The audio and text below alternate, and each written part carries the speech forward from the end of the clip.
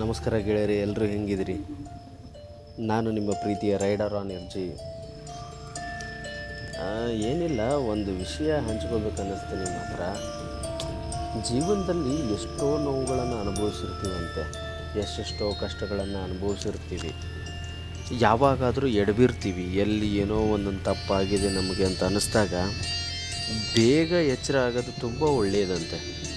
ಅಂದರೆ ಅದು ನಿದ್ದೆಯಿಂದನಾದ್ರೂ ಆಗಿರ್ಬೋದು, ಬುದ್ಧಿಯಿಂದನಾದ್ರೂ ಆಗಿರ್ಬೋದು, ತುಂಬ ಬೇಗ ಎದ್ದೇಳಬೇಕಂತೆ. ಇಲ್ಲ ಅಂದರೆ ಬಿದ್ದಿರೋ ಟೈಮನ್ನು ನಾವು ನೆನೆಸ್ಕೊಂಡು ಬೇಗ ಎದ್ದೇಳದೇ ಇದ್ದರೆ ಜೀವನ ಪೂರ್ತಿ ಸಣ್ಣ ಸಣ್ಣ ತಪ್ಪುಗಳಿಂದಾಗಲಿ ಅಥವಾ ಏನೋ ಒಂದು ಎಡವಟ್ಟುಗಳಿಂದಾಗಲಿ ಸಾಯೋವರೆಗೂ ಬೀಳ್ತಾನೆ ಇರ್ತೀವಂತೆ.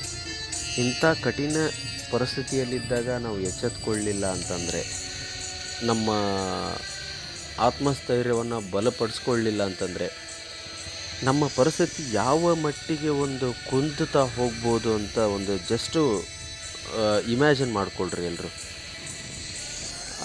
ಹೆಂಗೆ ಹೇಳಬೇಕಪ್ಪ ಅಂತಂದರೆ, ಕೆಲವೊಂದು ಸರಿ ನಮ್ಮ ಆತ್ಮಸ್ಥೈರ್ಯವನ್ನು ನಾವು ಒಂದು ಸಣ್ಣ ತಪ್ಪಿನಿಂದಾಗಿ ಕೆಡಿಸ್ಕೊಳ್ಳೋಂಥ ಪರಿಸ್ಥಿತಿಗಳು ಬರುತ್ತೆ.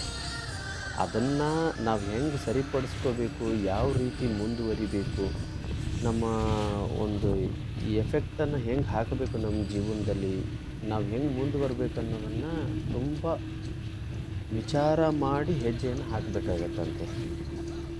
ಸೊ ಇದನ್ನು ನೀವು ಯಾವ ರೀತಿ ತೊಗೊಳ್ತೀರ ಅನ್ನೋದ್ರ ಮೇಲೆ ಡಿಪೆಂಡ್ ಆಗುತ್ತೆ. ಲೈಕ್ ನಾನು ಎಡವಿ ಬಿದ್ದಿದ್ದೀನಿ ಅಂತಂದಮೇಲೆ ಇದೇ ನನ್ನ ಕೊನೆಯ ಒಂದು ಇದು ಅಂತ ಅಂದ್ಕೊಂಡ್ರೆ ಮೀನ್ಸ್ ಇದು ಎಡವಿ ಬೀಳೋದಂತಂದರೆ ತುಂಬ ಜನ ಏನು ಅಂದ್ಕೊಳ್ತೀವಿ, ಹೋಗಬೇಕಾದ್ರೆ ರೋಡಲ್ಲಿ ಎಡವಿ ಬೀಳ್ತಿದ್ದೀವಿ ಅಂತ ಅಂದ್ಕೊಳ್ತೀವಿ ನಾವು.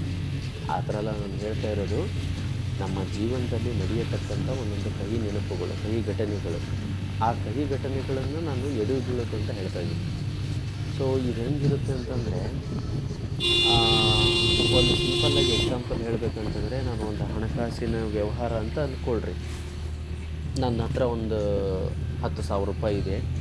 ಆ 10,000 ರೂಪಾಯಿಯನ್ನು ನಾನು ಇವತ್ತು ಯಾವ ರೀತಿ ಬಳಸಬೇಕು, ಇದನ್ನು ಬಳಸೋ ರೀತಿಯನ್ನು ನನ್ನ ಕೈಯಲ್ಲಿ ನಾನು ಹೆಂಗೆ ಇದು ಮಾಡ್ಕೋಬೇಕು ಅನ್ನೋದು ನನ್ನ ಕೈಯಲ್ಲಿರುತ್ತೆ.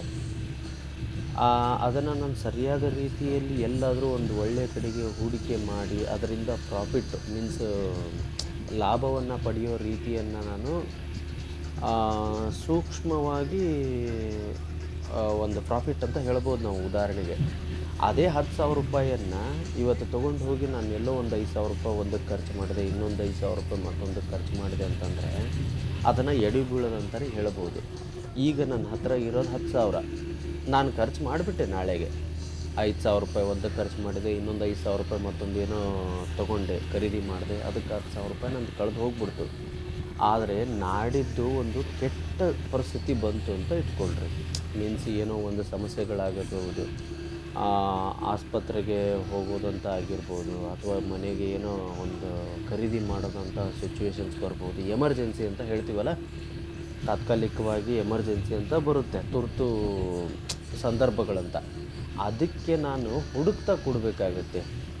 ದುಡ್ಡು ಅಲ್ಲಿರುತ್ತು, ಇಲ್ಲಿತ್ತು, ಯಾವ ರೀತಿ ನಾವು ಮುಂದುವರಿಬೇಕು, ಎಲ್ಲಿಂದ ಸಜ್ಜು ಮಾಡಬೇಕು.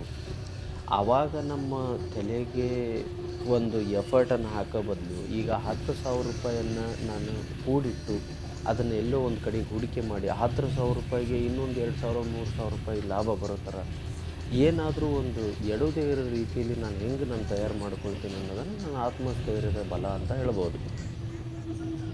ಈಗ ಕೆಲವೊಂದು ಸರಿ ಹೆಂಗಾಗುತ್ತೆ ಅಂತಂದರೆ, ನಮ್ಮ ಜೀವನದಲ್ಲಿ ಏನಾಗ್ತಿದೆ ಅಂತಲೂ ನಮಗೆ ಗೊತ್ತಾಗಲ್ಲ. ಅಷ್ಟೊಂದು ಬಿದ್ದುಬಿಟ್ಟಿರ್ತೀವಿ, ನಾವು ಮುಳುಗ್ಬಿಟ್ಟಿರ್ತೀವಿ. ಈ ಒಂದು ಸಿಂಪಲ್ಲಾಗಿ ಹೇಳ್ಬೇಕಂತಂದರೆ, ಸುಮ್ಮನೆ ಒಂದು ವೀಡಿಯೋನ ಸ್ಕ್ರೋಲ್ ಮಾಡೋದಾಗಿರ್ಬೋದು, ಅಥವಾ ಮೊಬೈಲನ್ನು ಸ್ಕ್ರೋಲ್ ಮಾಡ್ತಾ ಕೂತ್ಕೊಳ್ಳೋದಾಗಿರ್ಬೋದು, ಅದು ನಮ್ಮ ಲೈಫನ್ನು ಲೀಡ್ ಮಾಡಲ್ಲ.